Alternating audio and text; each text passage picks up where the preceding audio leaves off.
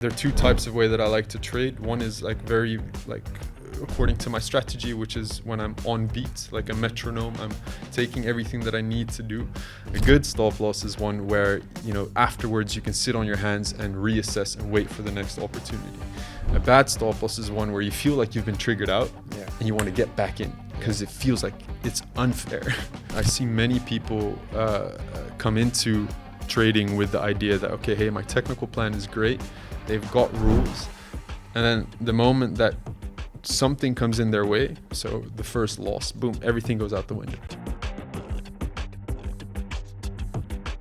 Imagine being a teenager and walking into the Amsterdam Stock Exchange where you've got screens everywhere, institutional traders focused, trading at their best. These are elite of the elite.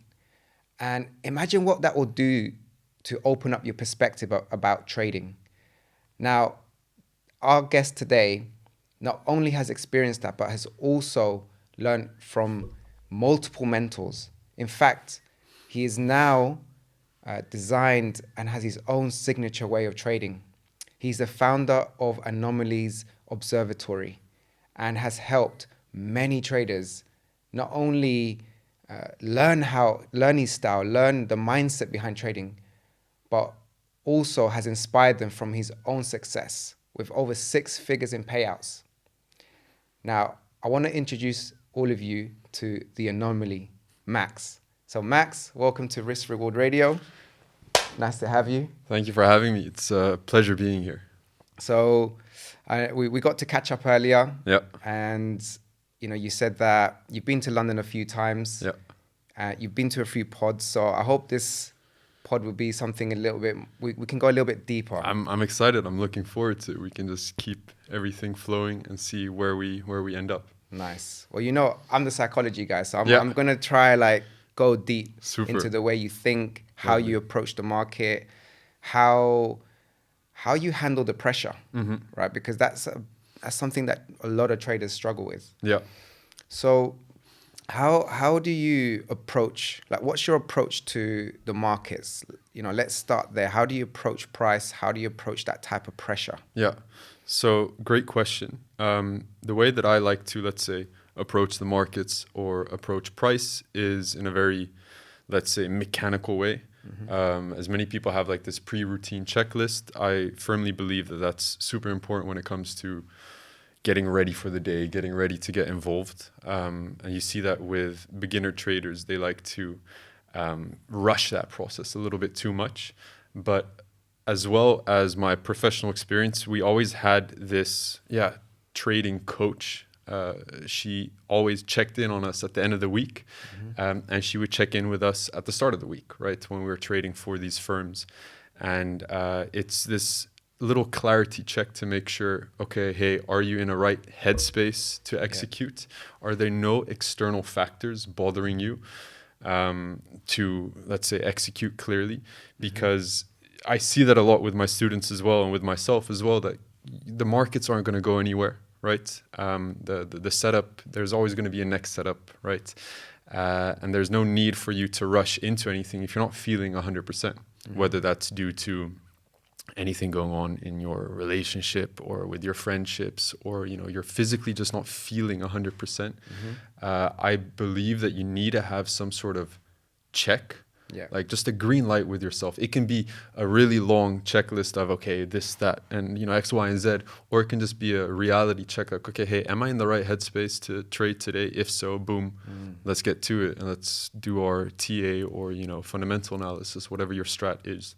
So there is some sort of prerequisite that I do, but it's not, let's say, a to-do list anymore. At the start, you kind of have this bell curve, I believe.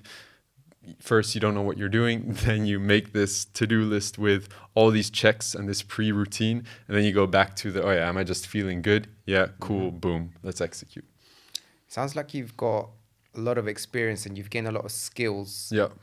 Being surrounded by an institutional background, an institutional environment. Now, you're also trading retail strategies, retail methods.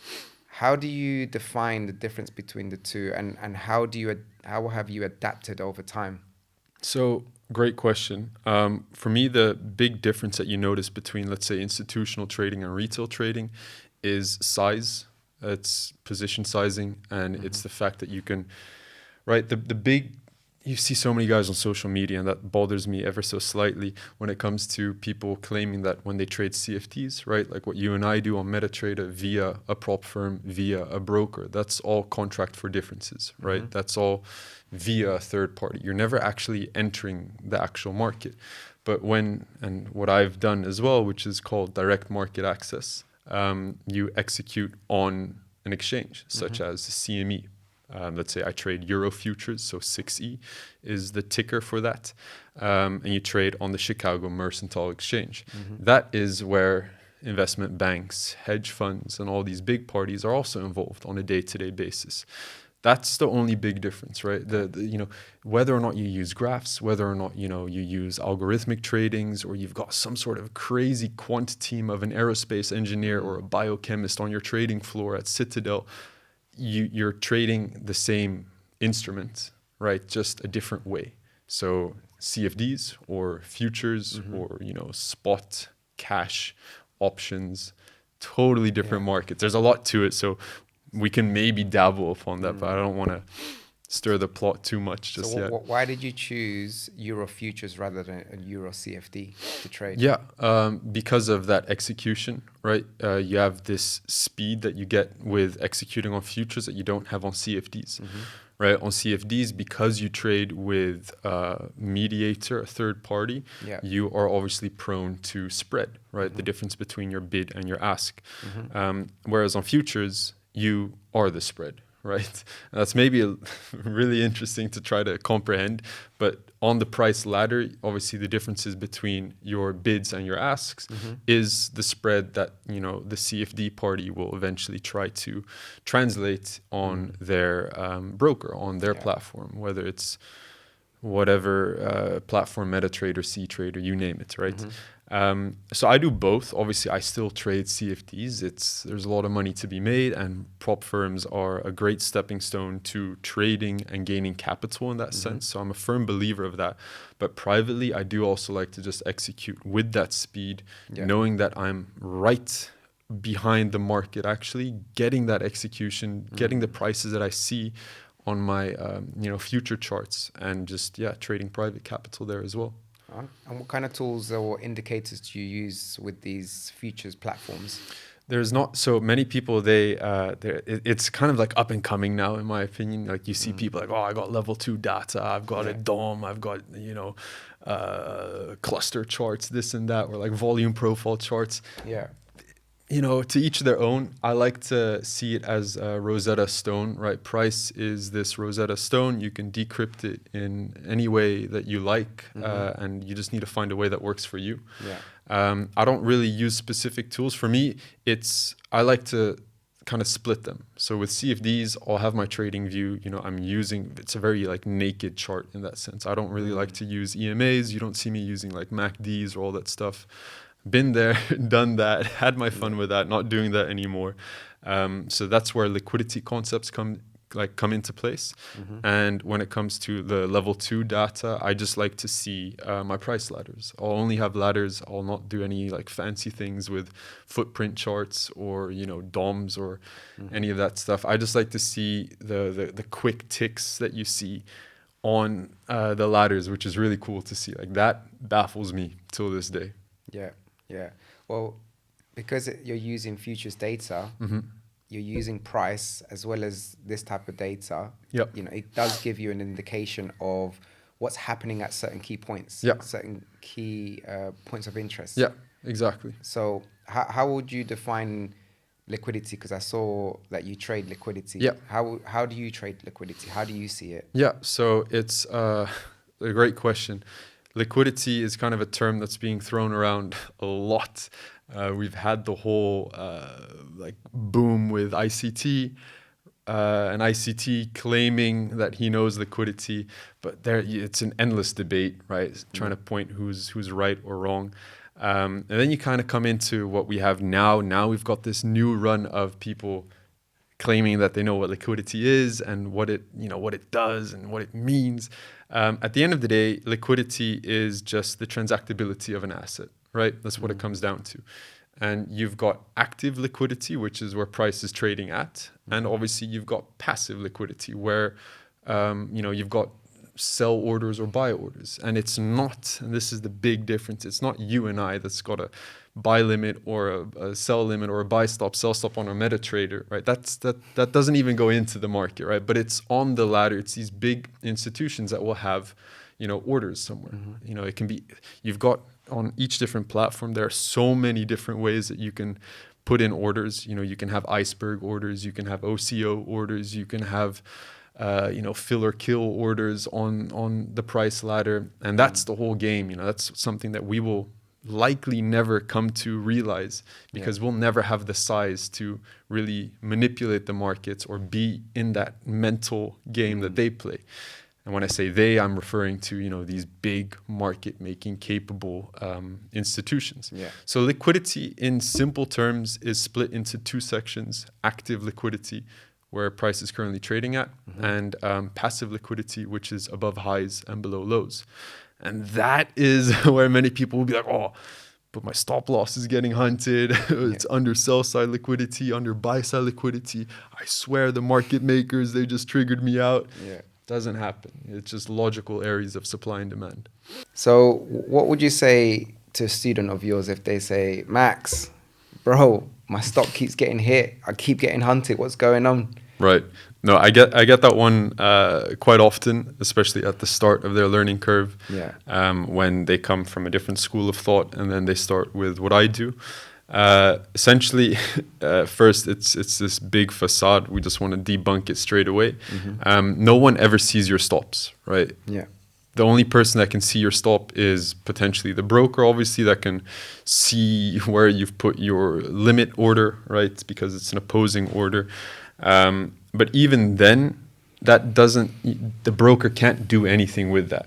Sure, you've heard these stories where you can get slipped, but then you're really with parties where that can be manipulated, right? They've got very, very bad liquidity providers, and you'll see during a news event that you get slipped. But, common knowledge, don't get involved during these news events. If you're putting yourself prone to this exposure and you've got yourself exposed during these news events, it can happen, right? But every other day during normal session times and you've just been triggered out at a valid area, it's not the market makers that are hunting your stops. It's just naturally where price will gravitate towards, because it's not rocket science at the end of the day. If you have a stop loss at an invalidation point, it's there for a reason, right? And it means that if we go towards that area, that your bias is invalidated. And, that also accounts for the people with capital, the market-making capable institutions. They'll see price exactly the same way. So a good stop loss, and that's the big difference, right? You've got a good stop loss, you've got a bad one. A good stop loss is one where, afterwards you can sit on your hands and reassess and wait for the next opportunity. A bad stop loss is one where you feel like you've been triggered out and you want to get back in because it feels like it's unfair, right? And that's the big issue. Many people, they'll have a stop loss in an area where they can't accept the loss. They'll feel like they get hunted and then they want to revenge trade. And that spiral, that's what leads to blown accounts. So do you think that is something technical then, a good and a bad stop, or could it also be something psychological? Definitely something psychological, 100%. I see many people come into trading with the idea that, okay, hey, my technical plan is great. They've got rules. And then the moment that something comes in their way, so the first loss, boom, everything goes out the window. And that's pure mindset, right? Not being able to accept the loss, wanting to get involved again, and trying to revenge trade to make up for those losses that you just took. Yeah. Well, I talk to traders every day about this. They come to me, they're like, I can't, every single time I lose control. Exactly that. I want to make it back. I have to make it back. What do you say to them? Like, that just makes you human. Yeah. Your self-defense mechanisms, when you're under threat, your nervous system signals that we are in danger right Yeah, now. exactly. And you need to find a solution quickly. Yeah. And so you impulsively act. Yeah. Now, when you're in front of the charts and you've got a mouse on your hand and all you got to do is click, that's the problem solving. So you go into problem solving mode, which is to try and get the money back or try and take advantage of this opportunity. Yeah. So a trader's relationship with money comes into play as well. 100%. If a trader has, I guess, their environment or their situation is where they lack money, they're struggling with money, they got debt, they've got a job they hate. Yeah. And so when they're trading and they see the numbers, they see the amount of capital that they're actually managing. Exactly. They go into survival mode. They go into this what I call urgency. They go from like just being normal, being, they prepare for the charts and everything, and then suddenly something happens, something triggers where suddenly everything has to be done now. Yeah. And they lose that logical way of thinking. Gone. It's all gone. Every logical reasoning just vanishes in that moment. Yeah. And then that moment is when their default instincts come out. Yeah. And so, and then when the dust settles, when the damage has been done, they look back and think, what was I thinking? Yeah. I knew deep down it was wrong, but I couldn't stop myself. Yeah. So what's actually happening is that, yes, they lose their ability to control impulse. Yeah. And then at that point, they feel frustration, they feel anger. Exactly. And they carry that to the next session. Yeah, then it's just this vicious spiral. Yeah. And that damages their identity. Yeah. Because now the nervous system is being trained like a monkey that the charts are dangerous. Yeah. Losing money hurts. It's painful. And so what the nervous system will do next time it experiences another loss, it then triggers that survival mechanism again. Yeah. And you impulse again. And it's a vicious cycle. Yeah, it's a behavior loop. Yeah. That it literally hardwires you into a self-sabotaging trader. Yeah, 100%. And it takes some traders, they stuck in this cycle for years. I've had guys come to me with over 10 years experience. That are still in that, still stuck in that loop. Man. And just actually yesterday I spoke to a guy, he's started trading 7 months ago. And he was looking at my content and he realized that if I don't do something now, if I don't stop the revenge trading, if I don't stop the over leveraging now, I'm going to end up doing this for the next 5-6 years stuck. Yeah. So he wants to take action now. That's good. I thought that's why I do what I do. That's why I put content out to do with psychology, because it's a lot of traders they're very focused on the technicals, which is important. Yeah. But they don't realize how important psychology 100%. is. Yeah. So how did you handle like your biggest drawdown periods? Like I'm sure you've had some big blow ups. Yeah. How did you come out of that? This is super, super good to go over. For me, I've had two really like big periods where one was just the margin call, the straight out flat line, everything gone, which was this private capital at a very, very young age. I did 3K to 30K, and then 2019 JPY flash crash wiped me out. Whether it was fundamental or algorithmic, mix of both. Either way, woke up, start of the new year, 2019, everything was gone. Wow. Which was super, super tough. That was the first one. And did someone get done for that? Was there like a London trader that built an algorithm and was he responsible for that? No, like you can't point the finger at anything, right? At the end of the day, it was one of two things. It's bank holiday in Tokyo. It's the first trading session of the year. Liquidity is super thin. Yeah. And then there was like the hints of the whole like Apple thing that was going on there with their earnings and stuff with their it was something along those lines kind of created this turmoil where it was just super uncertain, and that created this cascading effect on the yen, which just blew out all position on UJ, GJ, everything with JPY on that day was just a quick whipsaw, which is super unfortunate. And you can't really do anything about it. But I traded a very, very aggressive strat then, which was just based off of fib levels and ABCD patterns. Did you get slipped a bit? I had no SL and okay. There you go. So my margin was my SL. ABCD, fib, and no SL. Yeah. Wow, it was. We've come a long way. That's talk about having the scars. Yeah, that and then obviously the second one.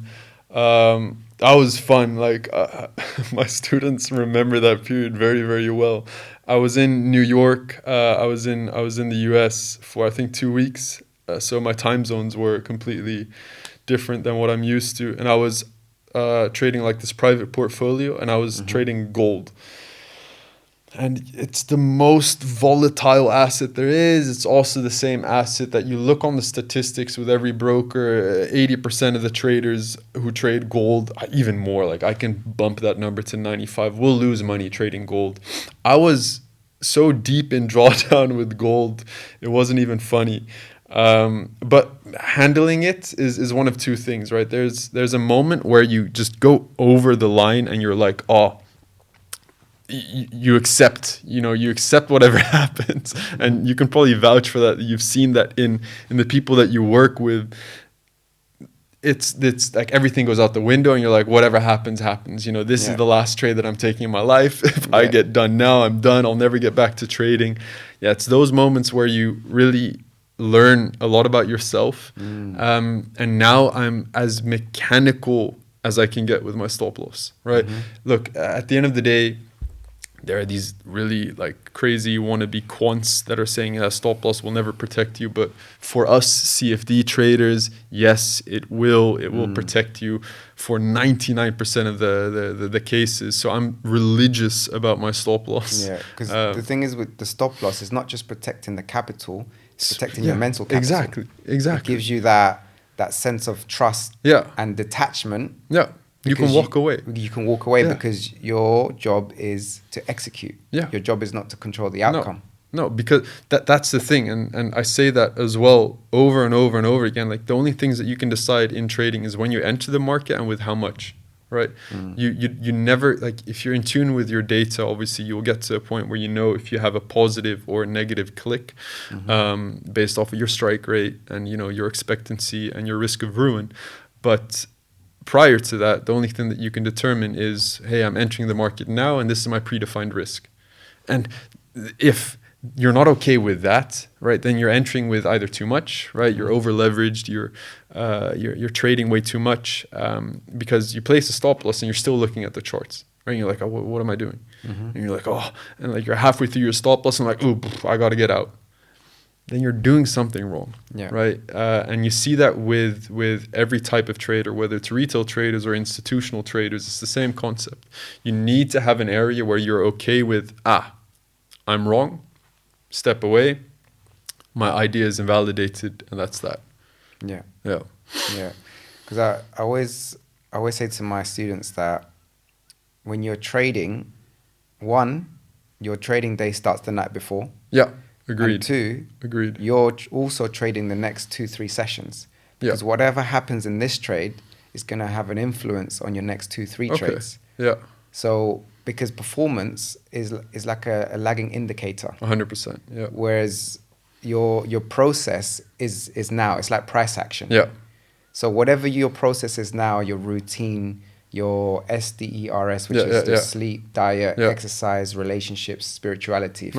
If you focus on that process now and you score it on a day-to-day basis, then that is going to have an impact or on the lagging indicator on 100%. Your performance, on your P&L. Yeah, 100%. So this is why it's so important to maintain consistency because you want to reward the future you. Yeah. So what you do today is rewarding future or you tomorrow. Or next week or next quarter. Exactly. So it's very important when you have that mindset or that approach, it creates this psychological distance from the outcome of today. Yeah. Because if you took a loss or you made a mistake, okay, yeah, you get this feeling of disappointment, but then you have to remind yourself, you have to reframe the situation so that your nervous system can handle it. Yeah. You build this rhino skin. Right. You build a tolerance Yeah, towards sure. it. Yeah. And so, how you approach those experiences, your biggest drawdowns, your mistakes, Yeah. if you turn that experience into data, then it no longer is tied to your identity. Sure. Yeah. It's now just part of the process. Exactly. It's just your strategy, it's your system. And there's variance. Yeah. So when you can separate variance of your edge to your actual identity of who you are, then what that does is, like, when you can get that right, you reach this apex where you separate yourself from the outcome.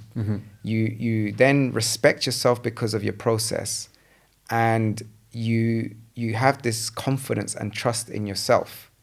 And it's a great place to be, because then you are a consistently disciplined trader. You just are. That's who you are. That's what you do. And whatever happens, you can handle it. Yeah. When you reach that point, I mean, you've reached that point. It's you can handle anything. Yeah.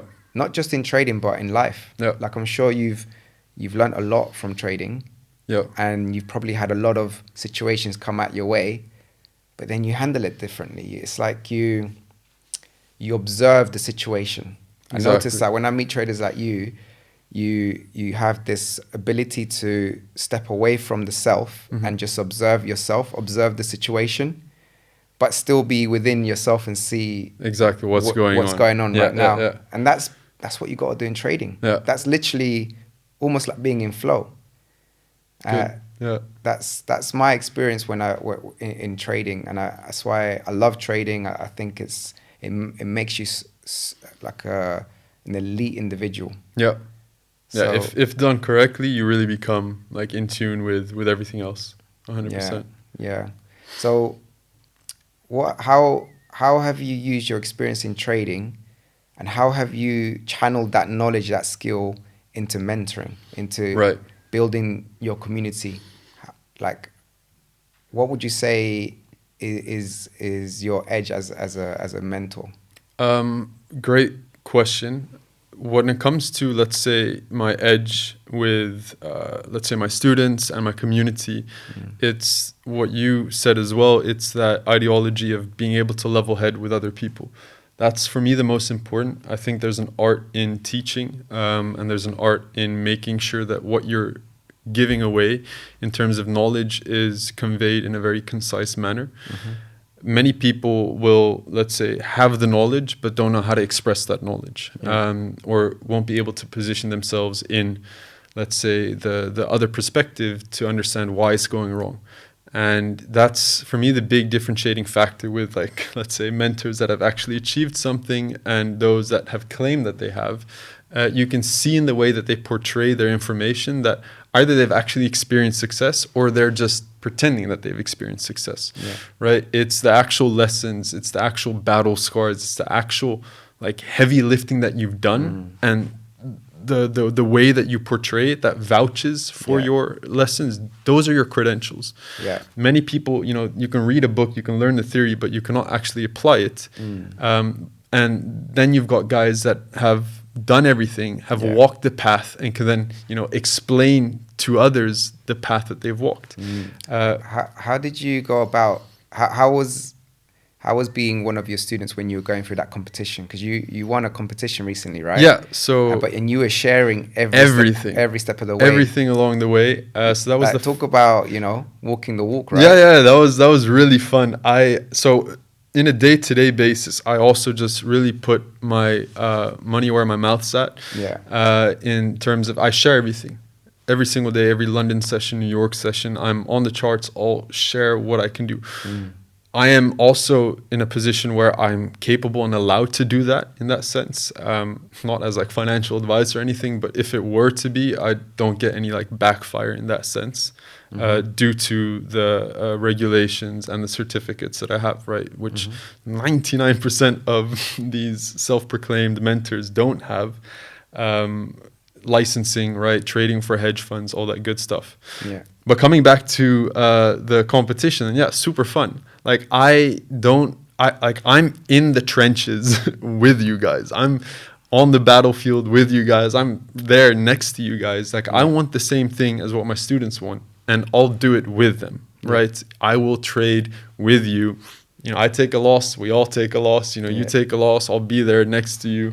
It's I just picture the movie 300. Yeah, exactly that. That's you're the Leonidas.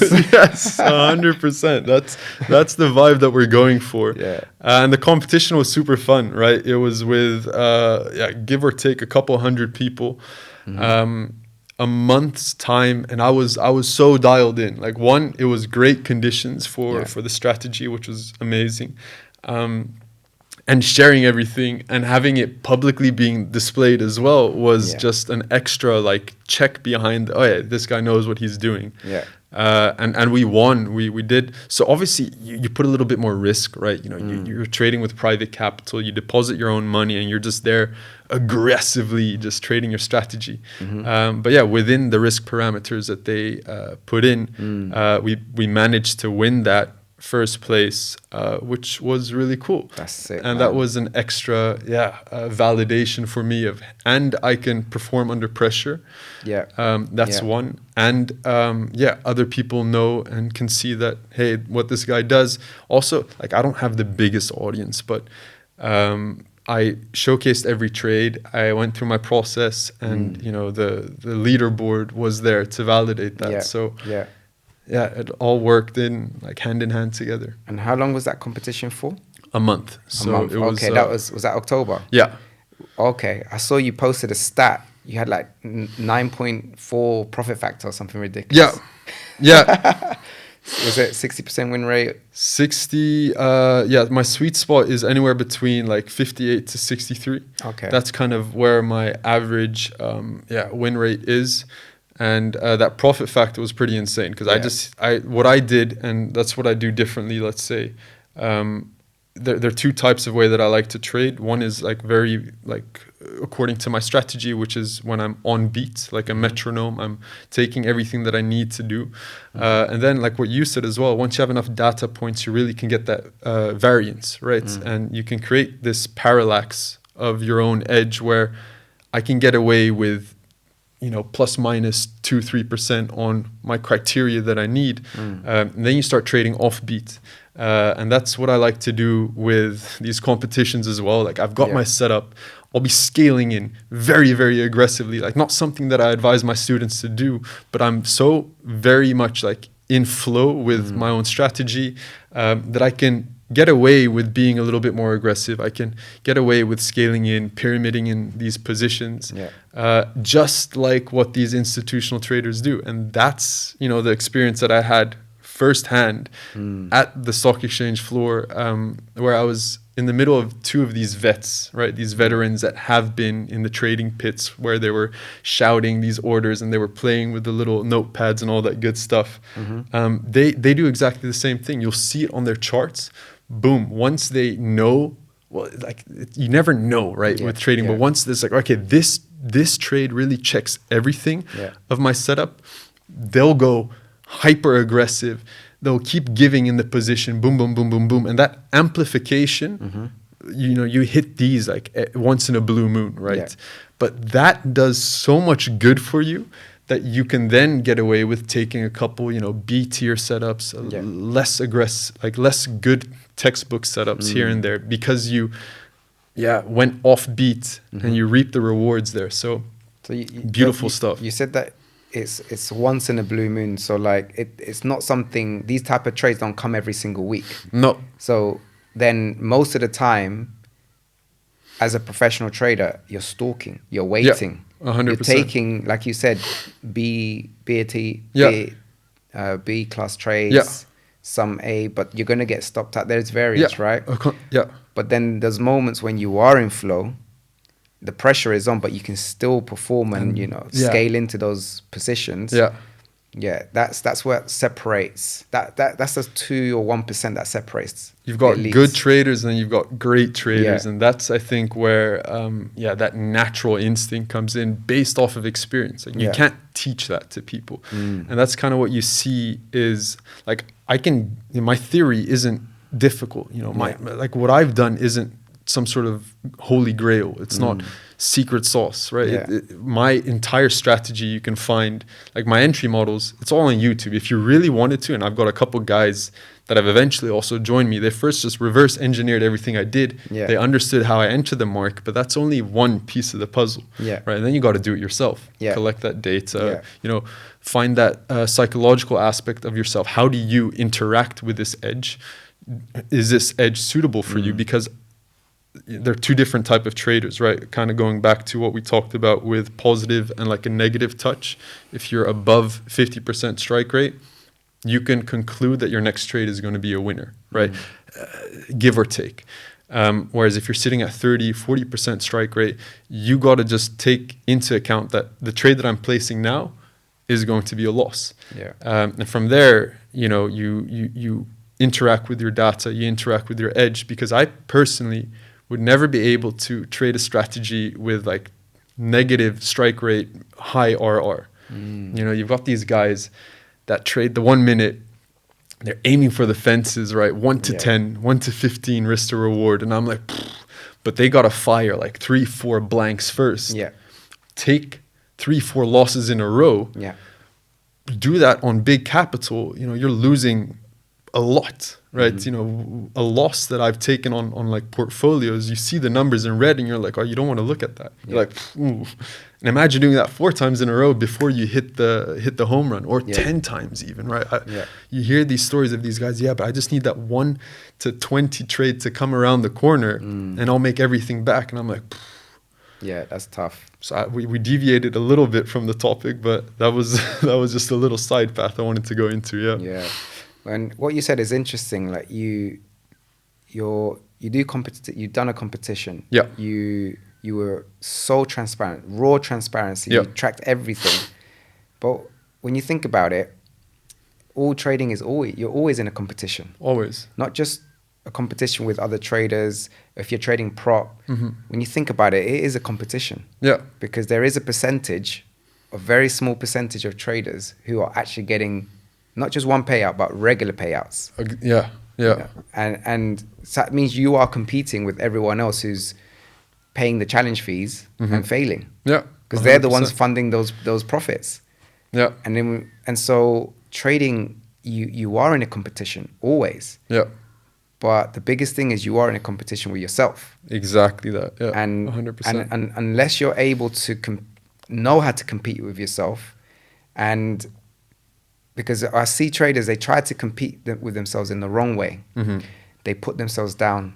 Yeah. They beat themselves up. Yeah. They don't know their data points. Yeah. They don't know their edge properly. And so they just making random decisions based on how they feel that day, based on willpower. Lost cause. And like they're just tripping themselves up. So they are competing with themselves, but they're putting themselves down. They're slowing themselves down. Yeah. It's the classic self-sabotage. Self-sabotage. That's the word. Yeah. But you got elite traders, consistent traders, individuals like yourself that you do it differently. You compete with yourself in the right way. Yeah. Using data, using transparency, being on accountability. Yeah. Like this, what we're talking about, this public accountability. Yeah.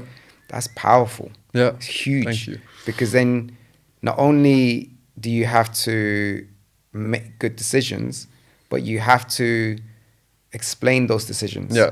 And those decisions can't be random. No. They have to be based on an edge. Exactly. And to be able to articulate that takes a lot of skill.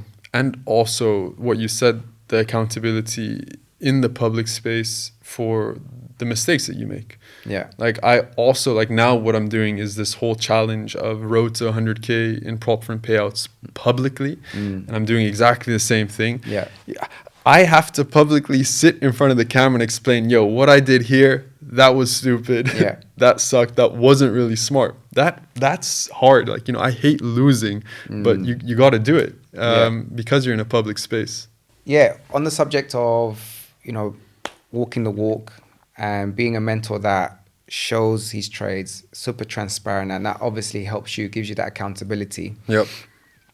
What could you recall any sort of like breakthrough moments being a trader, being a mentor that you thought to yourself, wow, this experience or this trade or this payout, it caused a shift, a level up? Yeah. Could you recall maybe a couple of these breakthrough moments? 100%. No, that's a really, really good question. I think for me, the most important breakthroughs that I've had weren't my own, but actually just the ones that I get to experience with my students. That acts as extra validity to not only your own edge, but also to the fact that it can be replicated upon others. And it's always really nice to see, let's say, your own payouts and your own TPs being hit and all that good stuff. But the moment that you can see the language that you are like translating and conveying to someone else being reciprocated successfully, that is for me the most beautiful thing to see. And success stories in abundance, but the most important thing that I've seen recently was when someone reaches their first payout after 2 to 3 years of trying these prop firms, and then they stick to the methodology, they apply it, and you're like, oh, now it works, and you see that consistency. That's super nice to see. Or when they go into, let's say, institutional grade data, and what I do, especially in AO, is I give all of my students like a track record. I give them an account that I look at the whole time, and it's tracked amongst their peers, amongst all my other students. And each month we have Trader of the Month, which is done like the best percentage. They get like this plaque sent home, this tombstone, which is great. But aside from that, it's also these professional parameters, right? 2% daily risk, just like with prop firms, but then think more proprietary, like what real prop firms are, prop houses, right? And 8% overall risk, and then you're out. We reset the account. But you get all the data, and we look at everything, like what you mentioned with my like Sharpe ratio as well. We look at Monte Carlo simulations. We look at all the data points that you can look at. And seeing that consistency being translated in inevitable success, in my opinion, whether it's payouts or percentage gains, or this trade was so textbook, I was so process oriented, I checked everything from my checklist and I got what I wanted. Those are the breakthroughs that matter, right? Those are the moments where I'm like, oh, sick. But that first payout, I think everyone can attest to that being the most fulfilling. And then you obviously start going into the first 4-figure payout, the first 5-figure payout. And if you're lucky enough, when you hit 6 figures in payouts, that's great, right? All those moments. Yeah, I find the same. Like when you're trading and you do it for many years, you go through the trenches, the battles, you got the scars. Exactly. The wins for yourself, you feel good about it, but you just accept it. It's just the way things are now. But then when you start teaching, when you start seeing that success in others, then you get that rush. It's a different kind of feeling. That it does feel like a breakthrough. You share that breakthrough with your student. And for me, that's something that I'm obsessed with. Because I'm obsessed with the mind. And it's a crazy puzzle to try and solve. And then to be able to see that breakthrough in someone, that change of behavior, that we create these circuit breakers. So that when the first domino drops, there's a circuit breaker that stops the next domino from dropping. And then for them to do that week in, week out, and then they get that first payout. Then the second one. It's so good. It's super addictive. So like back in 2023, I made a very difficult decision where I said, I have to make a decision. And my wife was like, you have to make a decision. You either continue trading full time or you coach. Yeah. can't do both because I become impossible. I become Yeah. like, I never stop. Yeah. So, but I don't regret it because when I decided to become a full-time coach, Okay. full-time performance coach in 2023, Yeah. and no trading. So Sick. I have all my time is focused on my students. That's good. So what That's you good. do, I'm like, bro, like that's insane that you're able to teach, you're able to coach, and you're Yeah. able to maintain your own sanity, your own stress To an levels. extent. To an extent. I try my best. No, but that's great. I can vouch for that 100%. It's, you know, a choice that eventually I might have to make as well. But what I also like to really look back upon is the fact that that's what I love doing the most, is trading with, you know, for me it's a hand in hand. I think where majority of, let's say, the breakthroughs for my students come is seeing me trade, right? They see me day in, day out doing, like, for me it's an accountability, my entire Discord, my entire like double session every single day. But at the same time, it's also just a lot of experience they get to see firsthand. And that's why I get to, reap the rewards with them, because they take the same trades, or, you know, they do their own little, let's say, twist on it, and it works. And that's the breakthrough. That's the smile that we get on our faces when, you know, the people that we teach get any form of success. Yeah, exactly. Well, speaking of charts, it'd be really cool to see how you see price right now. Yeah. So it'd be great if we can break that down. Yeah, let's do it. All right. Cool. So the way that I kind of go about it, at my office and at the floor, I usually have a lot more screen estate in that sense. You know, the really, really big screen, and I get to like tab out everything. And you know, this is super doable, don't get me wrong, but even when I'm traveling, I have a separate monitor that I bring with me. So normally what I have is that I have like a quad layout like this, where I've got all my different time frames, all the different annotations organized very well. But if I'm on a single screen setup, I just like to flip through my time frames and my analysis like this. Overall, we've been in a very, very like interesting, since last year. Obviously, I like to look at things a little bit cyclical, especially when we're trading euro dollar. We are trading, a dollar heavy pair. And we look at cross correlations with the dollar index, and that is greatly affected by the new president, President Trump, that's been in office since last year.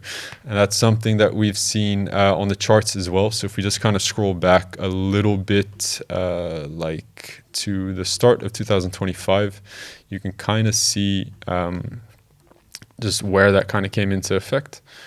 Right here, we had that massive drop right on EU from like this area all the way to like this drop right here, all the tariff announcement, all that good stuff. And then suddenly we spiked out of that. And then since like the end of like Q2 last year, it's been stuck in this range. So that's kind of why it's been a little bit slow, a little bit lackluster. If I show you kind of what my weekly looks like, that's not too interesting actually on the higher time frame. Monthly, you can see that we kind of talked about this ever so slightly. So if I just make this a little bit more visible and a little bit more concise. I'm a trackpad warrior, as you can see as well. I don't use a mouse, never used a mouse. Impressive, man. So this range right here was all that Trump kind of did, right? Yeah. He came into office at the crosshair that you can see here, and we just had this boom, right? Boom on EU, so dollar index obviously went AWOL there.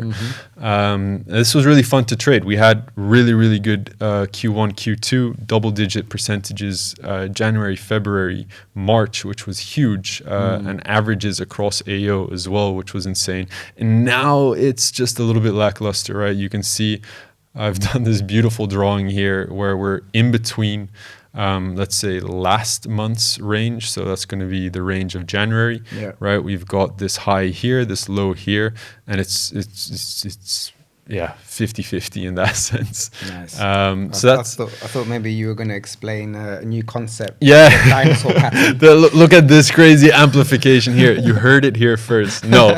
So it's just me trying to explain it to my students as well. But if we drop down and we kind of do a little bit of a top down, right, we can see a couple of interesting things happening. So I can zoom in a little bit. We've got these. So my charts, I use quite a lot of mixed terminology from lots of different concepts. But you can see here, this was kind of the first significant FOMC that we've had in this entire range, right? So I look at fundamentals ever so slightly. But only when they leave such like data points like this, right? And at the moment now, you can see we came off of that expansion higher on EU, drop lower, and we're still just stuck between these two ranges, in my opinion. Drop down one more time frame, you can start understanding what we're looking at, right? Maybe a little bit less, but so we had this daily move here. Right, this is where the annotations start getting either really clairvoyant or they start getting messy for some people. But this is kind of the approach that I go with. They're very, very clean in my opinion. Everything is like meticulously annotated. I've got, let's say, annotations for proximal lines, which mean those are the lines where you'll see that quick reaction of that, if this is active liquidity coming into the market, and they tap into that daily proximal, you'll see that like jitter, right? It's buy orders being stepped in. And those are kind of what we're seeing now at the moment. So last week we had NFP on a Wednesday, right, instead of a Friday. Partial government shutdown. Love to see it. Not a big fan of that. And now you can see once again here, right, we've got that NFP low. Now we're reacting from that level. So we're getting that kind of buy side injection, which is going to be super interesting. And that's what I wanted to trade on today. So we break it all the way down. We go to the time frame at the moment. This is today. Not too exciting just yet, but we are looking at this level got hit, right? So that's the low from NFP. We waited for a reaction pretty much higher, and now the goal is to see whether or not we can like hold this level right here and see if we can trade back towards these highs, right? If that's not the case, then most likely we will go lower. It's like saying, oh, where's price going to go either higher or lower? But at the end of the day, it's asking, where do you want to participate in, right? That's right. We never know for sure. You just need to know where your edge is most profitable, and where the probabilities are stacked in your favor. That's it. So I know here, I'm not going to try to catch this knife. Like, this is a falling knife. This reaction isn't guaranteed. So I've annotated that as a bull trap. If she flies without me, so be it. I'm very content with missing a trade that's not according to my plan, rather than losing a trade knowing that it wasn't according to my plan. As right? the famous saying goes, it's better to be out of a trade wishing you were in than in a trade wishing you were out. Yeah, exactly that. So the next opportunity, the next better opportunity will come for sure. So at the moment, nothing really too interesting. Last week it was kind of the same story. We didn't really have a lot going on because we were stuck. This was a loss that I took, so I can kind of go over that. I've covered this on YouTube as well, public accountability. But this to see how you handled this. Yeah. So this was actually really fun because the last good trade that I took was the 3rd of February, right? Whereas the 17th of February, and I've been sitting on my hands for a really long time. This loss was on the 12th of February, and it's just one of those moments where your hands are itching and you're like, oh, what do I do? Can I get involved in this? And my risk management was okay here in that sense. But you can see I'm chasing price. I'm trying to get involved in a market that I shouldn't get involved. Right. But the annotations, right, everything is clean. It's according to my plan. And you go on to the next trade setup, right? And if we kind of look a little bit at what happened in January, that was great. We're getting these setups here, taking partials, doing all that good stuff. This was a really good one as well. right when we get hit with nearly 5.4 R on these. Yeah, short momentum here in January was insane, which was really, really good to see. You get your textbook entries, price taps into an array, boom, just drops lower, all according to your higher time frame. And yeah, this is kind of what I do day in, day out. I share this. So how it looks like you're taking maybe 4 or 5 trades a month?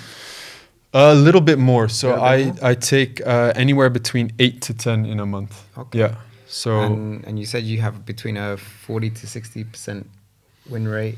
Like 58 to 63. That's Okay, kind of like a bit more precise. Yeah. So then that example of that loss, for example. Yeah. Like, how do you handle that type of loss when there was some?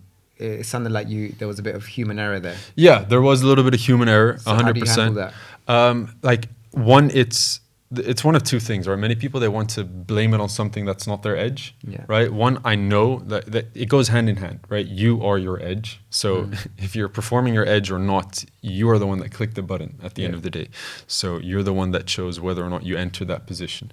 There was human error involved in that because it's just been such a long time since a trade. But that's not the excuse for the bad trade, right? It's not a bad trade because I waited too long, or just there was no trade to take, because I still took it, right? I still got involved in the market and I took that loss.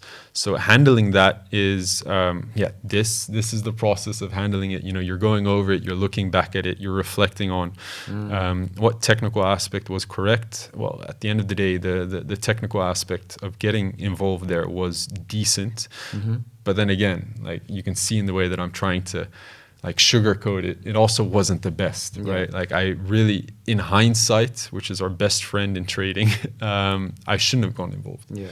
But you said something interesting when you were describing it. You were itching to get involved. There was an urgency to 100%. It's been 14 days.